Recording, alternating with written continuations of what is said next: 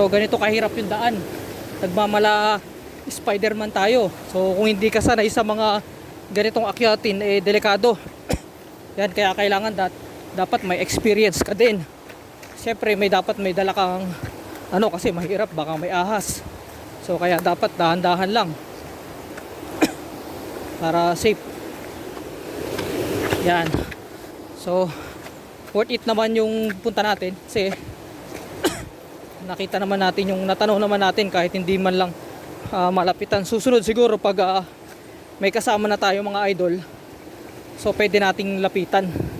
So ngayon kasi nagmamadali din at may pasok pa si Julia. So yun, may pasok pa kasi sa hapon. So kalahating araw lang talaga yung nilaan ko rito sa pagpunta rito, kaya kailangan natin magmadali pabalik. So yan, at kailangan konting ingat kasi bihira ang mga nakadaan dito. O ano pa to, wild pa. So ayan, ayan ulit, tawid ulit tayo, tawid. So mas madali naman na pagpabalik kasi yung papunta kaya mahirap. First time ko kasing napuntahan to ngayon lang, kaya medyo nahirapan ako sa papunta kasi nangangapa ako ng daan. Pero since pabalik naman na, so ayun, madulas yung mga bato. Medyo okay na, medyo alam na natin yung daan. So kailangan lang natin itong konting stick kasi delikado sa daan. May masalubong tayong ahas, ang ganda na may pang protekta. So ayan, nakita nyo idol yung dinaanan ko, di ba? Napakahirap. Yun ang kaya talaga pag unang bagong punta mo rito na wala kang dahilan para makita yung falls, talagang challenging, very challenging yung pagpunta mo. Buti na lang at first time ko nakapunta dito, kaya talagang gustong gusto ko siyang makita kasi sayang, malayo na nung nilakad ko tapos hindi ko masisilayan. Kaya kanina nga nagdadalawang isip pa ako kung dediretso ako hindi. Ayun, dinire-diretso na rin natin kasi sayang, nandito na rin tayo. So ayan, malalim. Yan. So tatawid ulit tayo dito sa bandang gitna. Yan. So ganito siya kadelikado pag hindi mo kabisado yung daan. Puro ilog. Yan. Tapos wala kasama, so talagang ikaw na yung mangangapa ng sarili mong daan.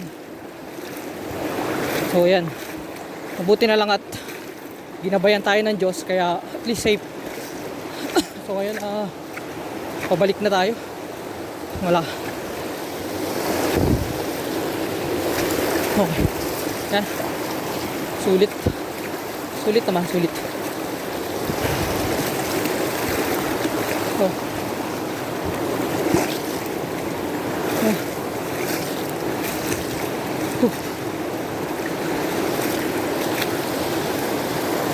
Solo camping, ano ba? So, tabati, ba tawag dito? Basta solo. Yun na yun.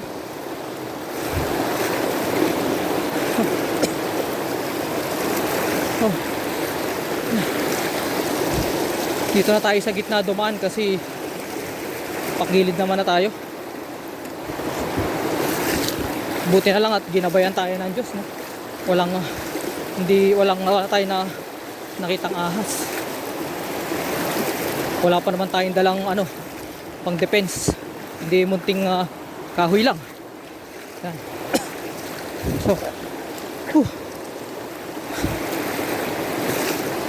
So ayan.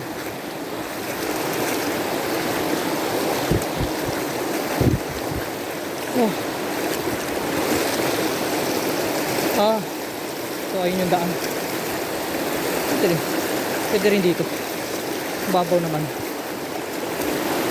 Dun eh, baka may ahas pa.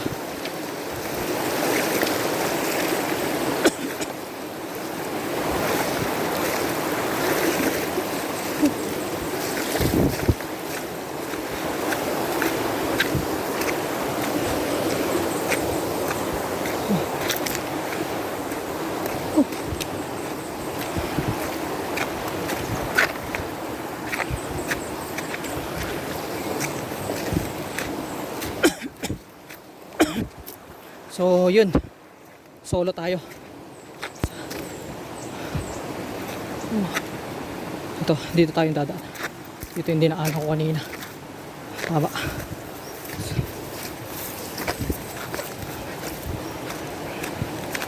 Whew.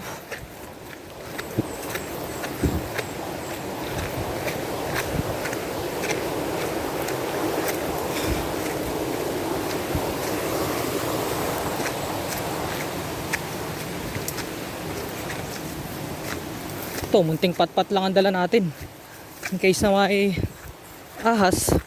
Pero syempre dapat may dala pa rin kayong pang self defense pag kayo pupunta dito at di mo masabi yung parating na panganib. Oh, yan. Medyo hiningal tayo, no? So ito yan. Malapit na tayo mga idol. So kung manggagaling ka dito sa Dimanang-La, siguro nasa 500 meters din ang layo niya. Yun nga lang, depende pa rin yung magiging paglalakbay mo kung gaano ka karunong dun sa pagtawid. Siyempre mga bato tas malakas yung ilog, kaya kung mahina-hina yung tuhod mo madudulas ka. Hindi ka basta-basta makakaapak dun sa bato. Lalo na kung matatapat ka umuulan. O yun, madulas. Pero buti na lang at pa-summer tayo pumunta. Mainit kaya okay. So ayan, mga idol. So, balik na tayo. So, ito na yung totoo. So, yun lang.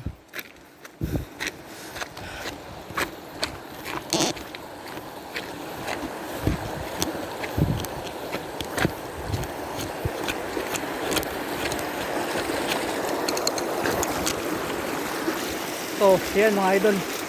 8 minutes din palang lakarin simula dun sa falls pabalik dito sa Dimanang-La. Layo din. Pero okay naman. Masaya. Kasi sulit may resulta. So, yan. Bye-bye.